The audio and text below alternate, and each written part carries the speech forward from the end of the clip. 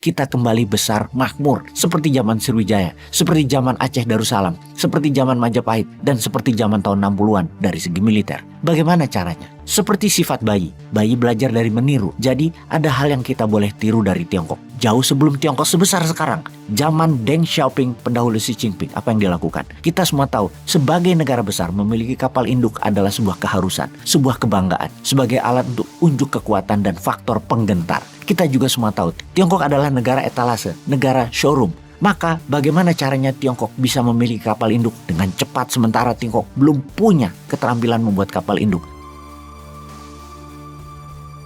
Bagaimana membuat Indonesia great again? Great dalam hal standar apa nih? Apakah Indonesia pernah berjaya skala dunia yang mau dikembalikan kejayaannya? Dalam usia Indonesia yang baru 77 tahunan ini, maka mungkin kita mengukur ke zaman tahun 60-an, di mana Indonesia adalah negara terkuat militernya di belahan bumi selatan Katulistiwa pada saat itu dan sampai sekarang. Hal itu belum pernah kembali lagi. Atau kalau zaman kerajaan Sriwijaya yang wilayah yang terbukti dengan banyaknya artefak hingga di Champa, di Thailand, di Kamboja, wilayah kerajaan Sriwijaya yang luas dan makmur itu semua karena menguasai kekuatan maritim. Juga ketika seorang pemimpin wanita, seorang alpha female, pahlawan wanita penguasa maritim Indonesia dari Kesultanan Aceh, seorang Malahayati, seorang perempuan pejuang, putri dari Laksamana Mahmud Shah. Kakeknya dari garis ayah adalah Laksamana Muhammad Said Shah. Malahayati adalah cicit dari Sultan Ibrahim Ali Mughayat Shah sekitar tahun 1513 sampai 1530 yang merupakan pendiri kerajaan Aceh Darussalam. Malahayati memegang jabatan Kepala Barisan Pengawal Istana Panglima Rahasia dan Panglima Protokol Pemerintahan dari Sultan Saidil Mukamil Alauddin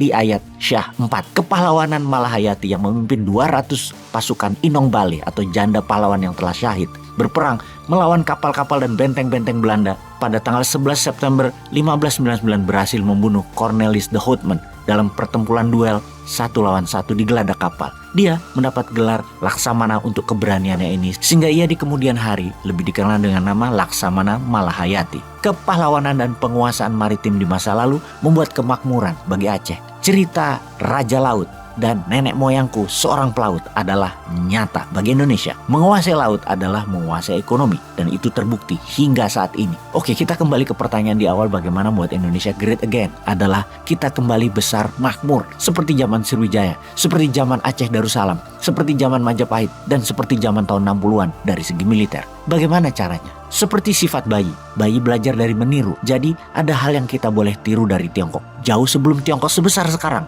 zaman Deng Xiaoping, pendahulu Xi Jinping, apa yang dilakukan? Kita semua tahu, sebagai negara besar memiliki kapal induk adalah sebuah keharusan, sebuah kebanggaan, sebagai alat untuk unjuk kekuatan dan faktor penggentar. Kita juga semua tahu, Tiongkok adalah negara etalase, negara showroom.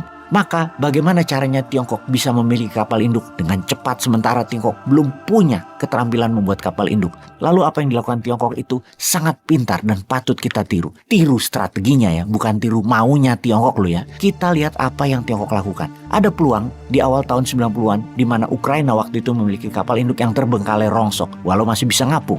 Kapal induk itu adalah bekas kapal milik Uni Soviet. Kapal induk rongsok ngapung itu ditarget oleh Tiongkok untuk dimiliki. Awalnya Ukraina tidak mau menjual kapal induk yang bernama Varia itu ke Tiongkok karena ditakutkan akan menjadi alat militer. Apa yang dilakukan Tiongkok kemudian? Tiongkok mengirim agen intelijen Tiongkok yang diaku sebagai pengusaha papan atas Tiongkok. Diperlihatkan banyak dokumen dan cerita sukses dibungkus keren bagi agen intelijen yang menjadi pengusaha sukses oleh militer Tiongkok. Dia berhasil meyakinkan para petinggi militer Ukraina bahwa Varia akan dijadikan kasino terapung tempat berjudi terbesar di dunia. Kemudian pihak Ukraina setuju untuk menjual kapal induk tersebut lengkap beserta teknologi dan manual buku pembuatan dan pengoperasian kapal induk tersebut kepada agen Tiongkok seharga $20 juta.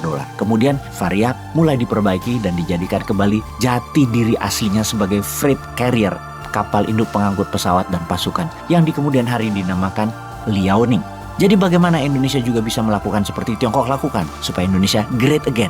Atau ada lagi nih cara Tiongkok memiliki pesawat siluman bomber B-2 Spirit. Kita semua tahu pesawat pembom B-2 Spirit ini adalah pesawat siluman yang tak terbaca radar dan selama 30 tahun lebih tidak ada satupun yang bisa tahu bagaimana mengalahkannya dan bagaimana menirunya. Lalu bagaimana sekarang Tiongkok memiliki pesawat sejenis itu?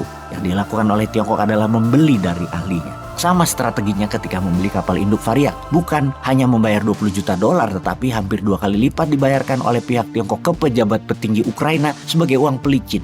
Demikian juga dalam mencuri data B2 Spirit ini, Tiongkok membayar seorang perancang ahli yang bernama Nosir Guadia. Dia disogok cuan besar. Guadia adalah warga Amerika keturunan India, salah satu perancang pesawat pembom B2 Spirit. Guadia jadi mata-mata Tiongkok dan mengambil data lengkap. Di kemudian hari, karena ketidaksetiaannya kepada negara Amerika tersebut, Guadia dihukum penjara oleh pengadilan Amerika selama 32 tahun. Singkat cerita, sekarang bomber Tiongkok H-20 menjadi setara dengan B2 Spiritnya Amerika. Pertanyaan sekarang, Indonesia kapan menjadi jaya kembali?